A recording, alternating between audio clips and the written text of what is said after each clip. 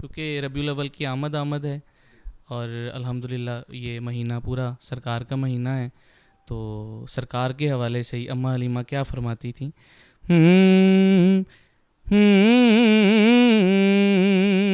باقیاں چالاں والیا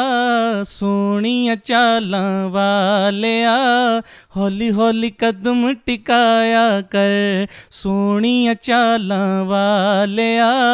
ہولی ہولی قدم ٹکایا کر، سونیاں چالاں والیا تو ہولی ہولی قدم ٹکایا کر، سونیاں چالاں والیا تو ہولی ہولی قدم ٹکایا کر۔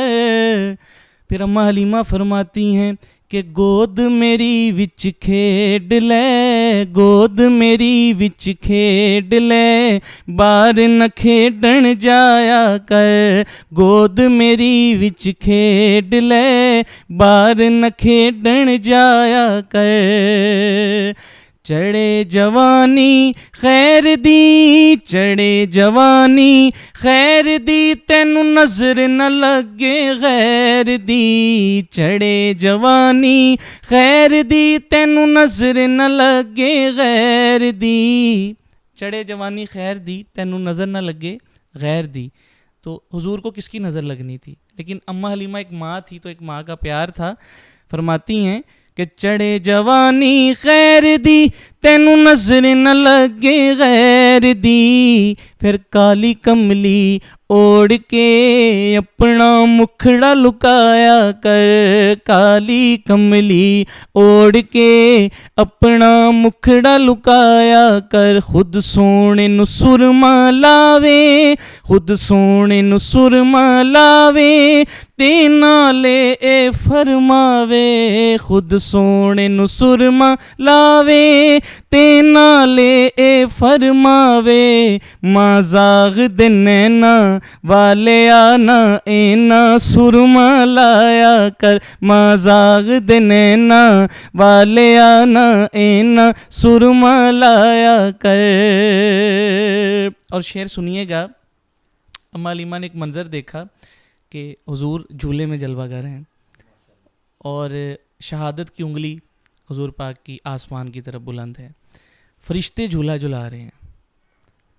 اور جیسے جیسے جھولا جھولتا ہے نا، حضور پاک ننھی سی عمر ہے،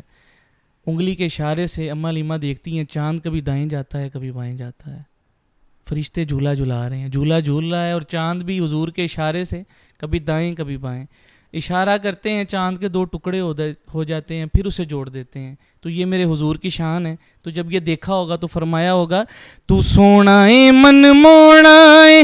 تے چن وی تیرا کھڈونا اے، تو سونا اے من مونا اے تے چن وی تیرا کھڈونا اے، ماں صدکے جاوے سونیا، ماں صدکے جاوے سونیا، نہ ایویں انگلی ہلایا کر، ماں صدکے جاوے سونیا، نہ ایویں انگلی ہلایا کر، میں صدکے جاواں لیکھ دے چن سورج آپ نو ویکھ دے، میں صدکے جاواں لیکھ دے چن سورج آپ نو ویکھ دے، ویڑے دے وچ کھیڈ کے گھر نو چانن لایا کر، باقیاں چالاں والیا ہولی ہولی قدم ٹکایا کر۔